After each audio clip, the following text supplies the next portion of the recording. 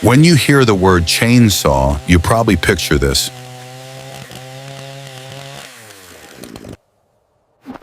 Or maybe a horror movie villain chasing teenagers in the fog. But the chainsaw wasn't invented for killing trees, and definitely not for killing zombies. It was invented in Scotland in 1780 to help women give birth. Yes, you heard that right. The chainsaw was originally a surgical tool. Before C-sections were safe, doctors faced a nightmare. If a baby was too large, they had one option. They had to widen the pelvis by cutting through the cartilage and bone. The procedure was called symphysiotomy, and it was performed without anesthesia.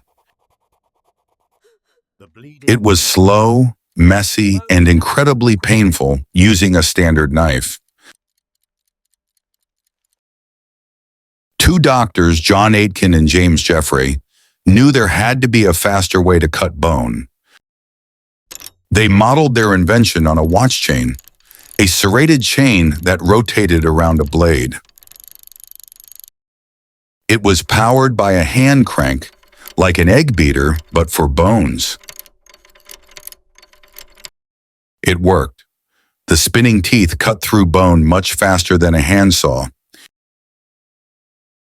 It saved lives by speeding up the horrific surgery, but it remained a medical secret for a century. Then in 1905, someone in San Francisco looked at this bone cutter and thought, what if we make it bigger? They replaced the hand crank with a gasoline engine. Suddenly, the delicate surgeon's tool became the monster we know today.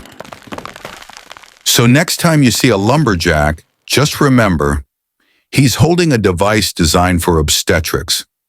We've traced the origin, but history has no final page.